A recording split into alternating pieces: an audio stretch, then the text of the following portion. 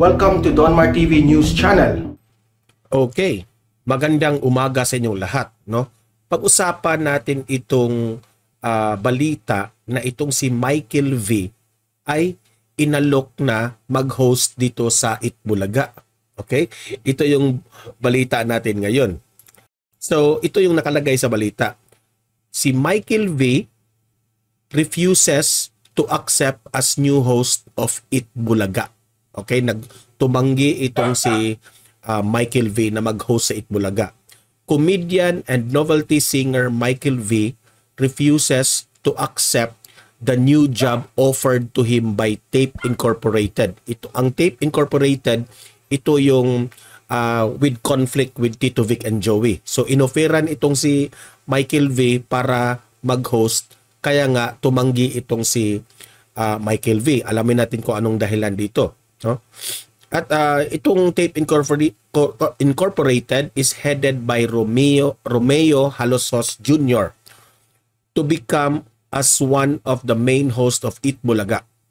With his experience and versatility as host, Michael V, alam naman natin na itong si Michael V ay isa itong veterano at experience, kaya kinuha nila itong si Michael V, okay, to host Itbulaga.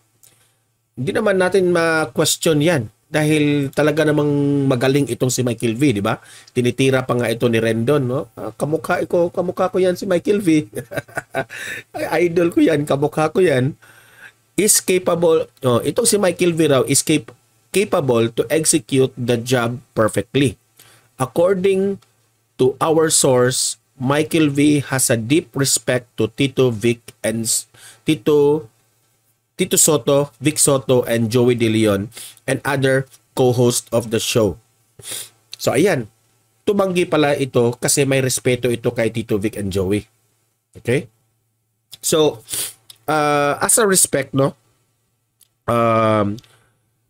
hindi naman si Tito Vic and Joey lang ang kanyang nire-respeto, pati na rin ang mga co-host niya. Lahat ng mga artistang umalis dyan sa Itbulaga, yan ang nire-respeto ni Michael V dito, no?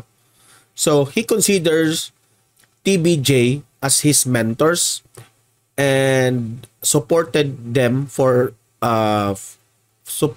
fight. So, sa pagtanggi ni Michael V sa kanilang laban dito sa Tape Incorporated, no? Ito yung dahilan ni Michael V. Klarong-klaro yan sa balita. The viewers had enjoyed his comic attacks when he was a guest impersonator host on Willie Revillame Wawawin last year. Tama nga naman eh. No, nakakatuwa itong si Michael V na mag-impersonate. Marami na in-impersonate itong si Michael V. Michael V was a co-host of Itbulaga from 2003 to 2016. So that is around mga 13 years na. He left in 2016 to pursue more his main projects, Bubble Gang and Pepito Manaloto. Ayan. So, inoferan pala itong si Michael V. Okay, magre-react tayo dito, no? So, teka muna. Okay. So, bago ang lahat, bago tayo mag-react dito, no? Importante na i-like at i-share tong video natin para kakalat naman ito sa taong bayan, okay? Sabay-sabay tayong mag-like and share. 1, 2, 3, go! Okay, naka-like and share na sa ating Facebook at YouTube.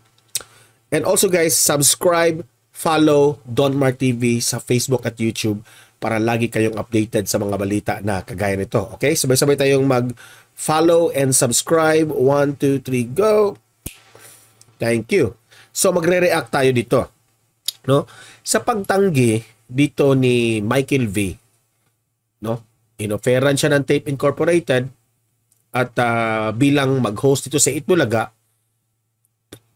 masasabi ko na malaki yung respeto niya dito kay Tito Vic and Joey. At nabanggit niya, malaki rin ang respeto niya sa mga co-host niya dyan, no? Marami naman dyan, no? Sila Maine Mendoza, marami. Alan Kay, nirerespeto niya na lahat. Sa pagtanggi ni Michael V, masasabi ko na mabait pala na tao itong si Michael V. He is nothing, wala siyang, what I mean is, wala siyang galit dyan sa Tape Incorporated. Ang sa kanya lang, delikadesa. Huh? He's nothing against the Tape Incorporated o dito kay Romeo Halosos. Wala siya dyan. Ang sa kanya lang is ayaw niya na merong mga taong masaktan kapag siya ay mag-host dito sa Itbulaga. Diba? Kahit hindi niyan banggitin natin si Tito Vic and Joey. So, talaga yan, no?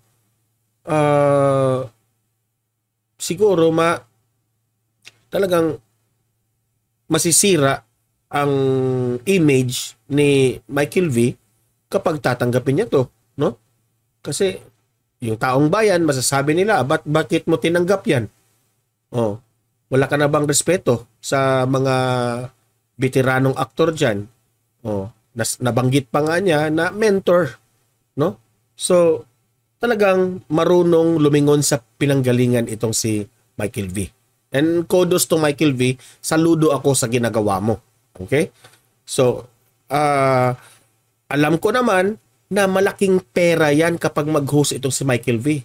Especially if you are the main host, malaking pera yan. Pero hindi pera ang inisip ni Michael V. Okay? Tinanggihan niya. Malaking offer yan. Okay?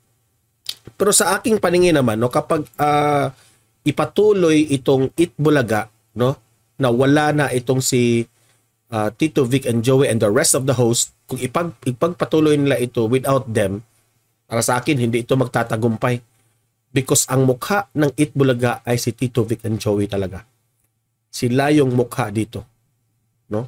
They are the iconic host. Yung tatlo na yan. Nirerespeto yan ng taong bayan. Okay? So, ano ang masasabi nyo dito kay Michael V?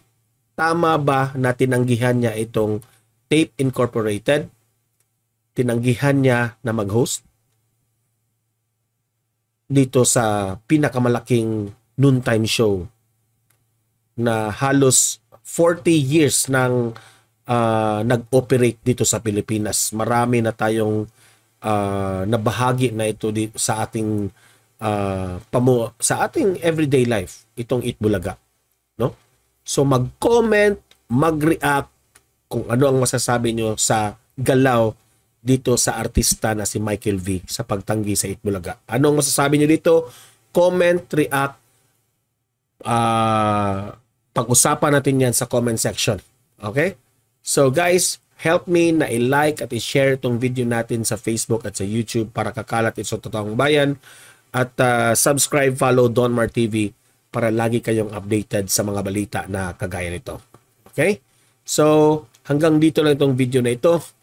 Have a great day. See you in my next video. God bless sa inyong lahat.